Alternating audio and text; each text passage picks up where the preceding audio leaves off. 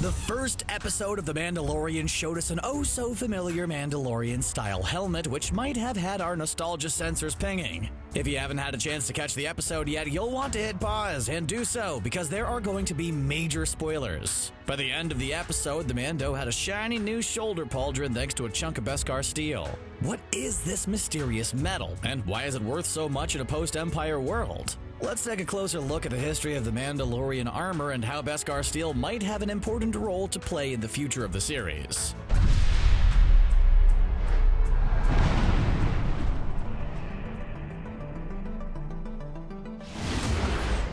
The Mandalorians are known throughout the far, far away galaxy as warriors of legend. They show up to kick butt and take names, and they aren't very particular about the name-taking part. The main Mando is just one of a long legacy of bounty hunters and mercenaries, and this was established right in the first episode in case you didn't know it already. When Mando sets out after his quarry, he encounters an Ugnaught moisture farmer named Kuiil, played by Nick Nolte. Even though Kuiil has just seen tons of other bounty hunters head into the hills never to return, he seems confident that the Mando will survive based solely on the fact that he's a Mandalorian, even after he spectacularly failed at riding a blurg quite a few times. As you might expect from a race renowned for their fighting prowess, the Mandalorians are pretty particular about what kind of armor they use. Everyone recognizes them based on their helmets, and apparently the fact that they're extremely reluctant to remove them. Come on, we all want to see Pedro Pascal's beautiful face. In the very first episode, Carl Weathers tries to pay the Mandalorian with some Imperial credits, which are pretty worthless considering the whole collapse of the Empire thing.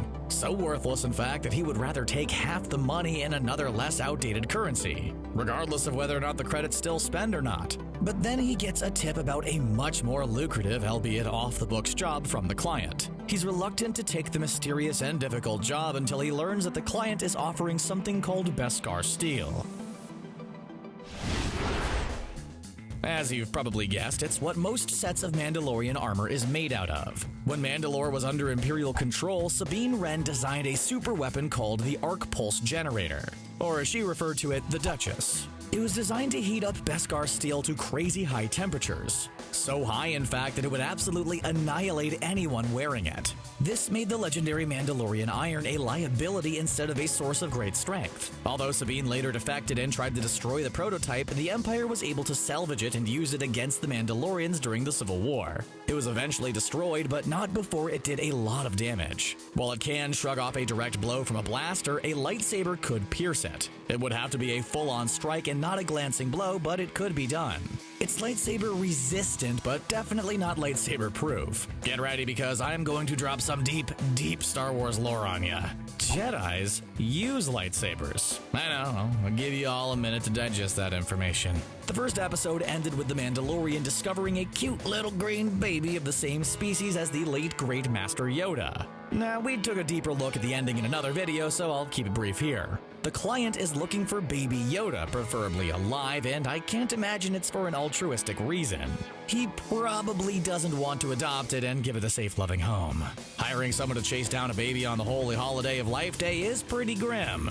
While the client seemed open to the possibility that baby Yoda might not survive, Dr. Pershing was not here for that kind of negative talk. He insisted that the baby be brought back alive. So let's take a closer look at this probably not very good, at least in a moral sense, doctor, particularly his sleeve. On his armband, you can just barely make out a certain emblem that we've seen before in Attack of the Clones. When the client said he wanted Baby Yoda alive, he did mention he would at least need proof of termination. Maybe he was hoping they'd have enough genetic material left to clone, while the doctor was hoping for a sure thing by getting his hands on a living, breathing subject.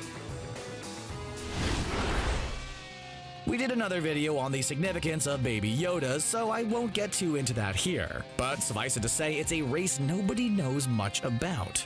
But we do know that at least two of them have made it onto the Jedi High Council. There's Yoda, of course, and then Yaddle from the Phantom Menace. Cloning a race of lightsaber wielders who can manipulate the Force would definitely be quite the feat, to put it mildly. Not that I shed a single stoic tear when Baby Yoda and the Mandalorian touch each other in a raw, poignant moment in the midst of a galaxy filled with chaos.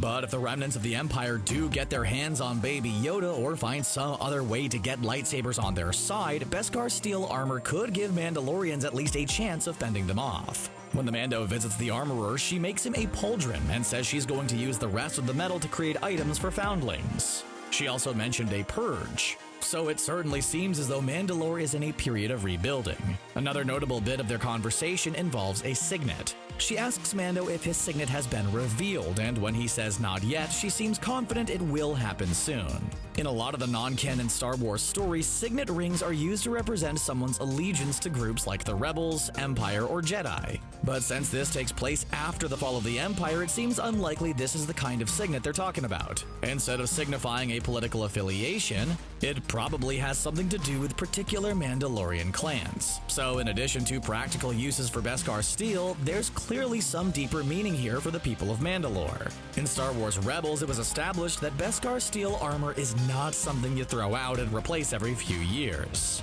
The Mandalorians make sure to get as much use out of the legendary metal as possible, and that means a lot of heating up and reforging going on. A single suit made of this stuff can have a lifespan of hundreds of years and can pass from one warrior to the next. Not only is the metal it's made out of precious and important, but so is where it came from, or rather, who it came from. After all, you know who didn't have a set of fancy Mandalorian armor made from Beskar steel? Jango Fett. He may have considered himself a Mandalorian and dressed the part, but officials from Mandalore totally disavowed any sort of connection with him.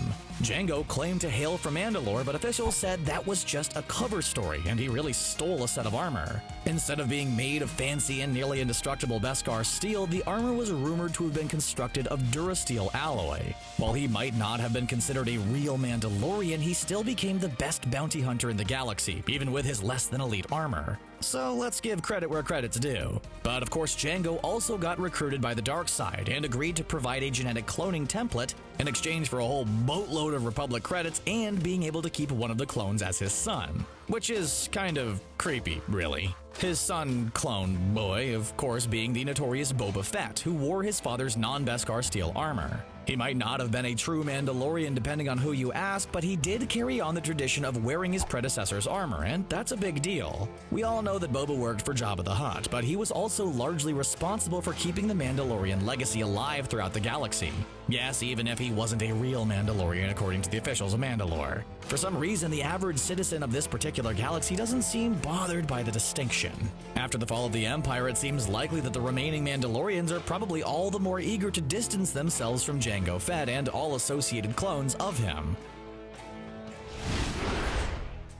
Since Pedro Pascal's Mandalorian doesn't yet have a signet tying him to a particular group or clan or a set of full Beskar steel armor, it certainly seems safe to assume that will change over the course of the series. Mandalorian iron is more than just a great way to shrug off blasters. It's a symbol of being a true Mandalorian warrior. After the purging of Mandalore, it makes sense that those remaining would be looking to cling to remnants of their culture and rebuild what was lost. Since so much of the Beskar steel armor was taken or destroyed, the Mando has no choice but to forge his own armor with the material he earns through his own deeds. That flashback sequence made it clear that the Mando is still haunted by what happened to his people, and he's trying to forge his own way both literally and figuratively. Armor is important for Mandalorians, but if you think about it, it's important for lots of characters, and not just because it helps protect all their squishy bits. Just think about how iconic Stormtrooper armor is as a symbol for the Empire. Seeing the filthy, busted armor the Stormtroopers are wearing in this series really helps drive home the point that they've been defeated.